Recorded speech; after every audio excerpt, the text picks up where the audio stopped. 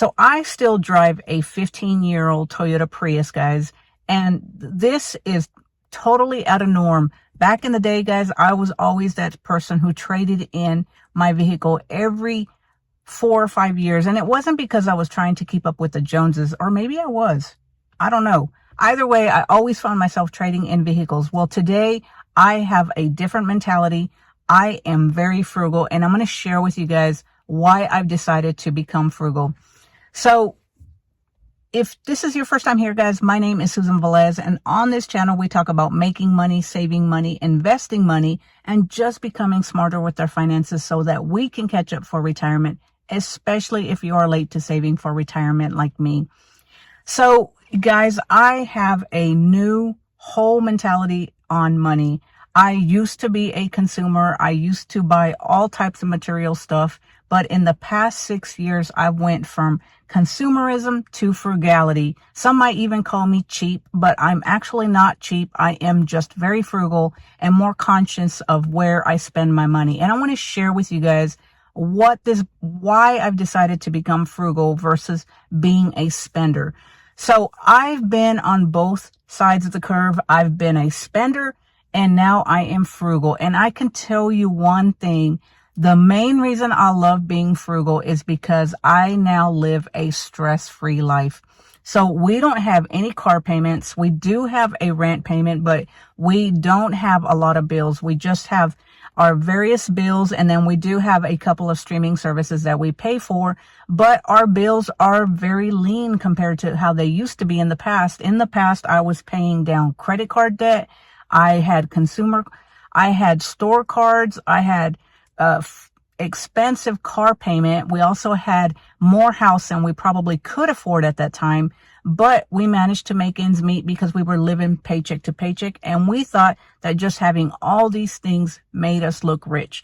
But the truth is, guys, since I filed bankruptcy several years ago and got rid of all that materialistic stuff because I gave it up in bankruptcy, it has changed my whole mentality of what I really think wealth is. So I'm not saying you have to file Chapter 7 bankruptcy to understand that materialistic stuff will just keep you in debt.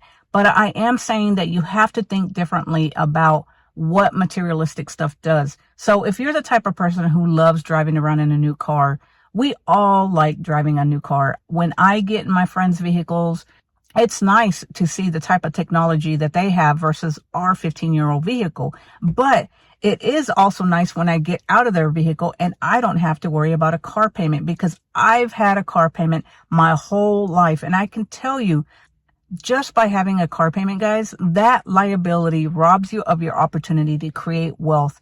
A car payment is horrible, especially nowadays, guys. Statistics show that car payments are up in the 500 and 600, sometimes even more. If you're paying that much for a car, you have way too much of a car. So we just bought another car about 2 years ago, and we ended up paying cash for it. It is a 6-year-old car. It was our first vehicle that we'd ever bought a used car. Usually we go down to the dealer and we put a down payment and then finance the rest of the vehicle. Well, I decided that enough was enough. I'm not going to make anybody else rich and be a slave anymore and owe tons of debt. I've decided that we are not buying a new vehicle. I don't want a car payment anymore. I want to be able to invest and save and buy back my time. Now, I know if you're watching this channel, guys, I am a little older than the normal person who invests at 20 years old. But regardless of where you are, guys, it doesn't matter what your age is. It's never too late to start investing. It's never too late to become frugal. And it's never too late to change your mindset from becoming a consumer to being and having a frugal lifestyle. So stress-free life is where it's at, guys. I don't have to worry about having to go get a full-time job because I have all these bills to meet.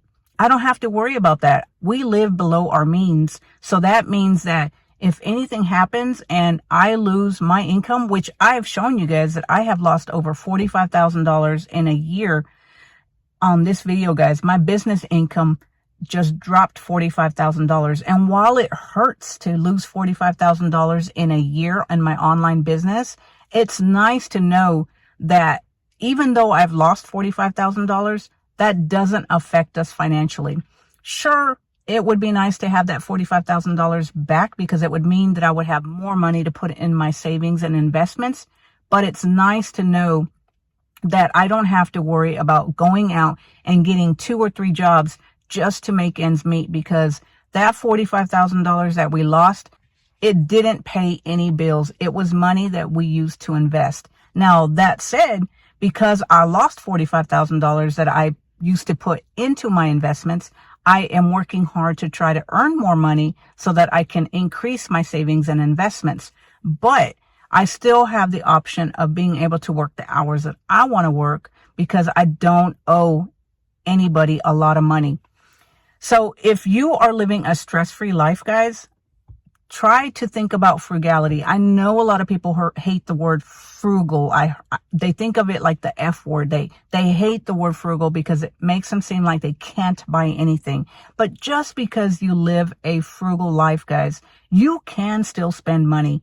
We still spend money, but we spend money differently. Instead of buying material stuff, what we do is we do things that we enjoy. We take experiences. So for instance, we are getting ready to go on vacation because we make it a point to take at least one vacation per year because that is important to us. So instead of spending money on a ton of stuff that doesn't matter and doesn't make you happy, but for a quick second when you open up that package from Amazon and you get all excited because you have a new thing, and then a week later that new thing doesn't matter anymore, we choose to spend our money on experiences, things that we enjoy. And one of the things that we enjoy is traveling. So we make it a point to take at least one really nice vacation per year.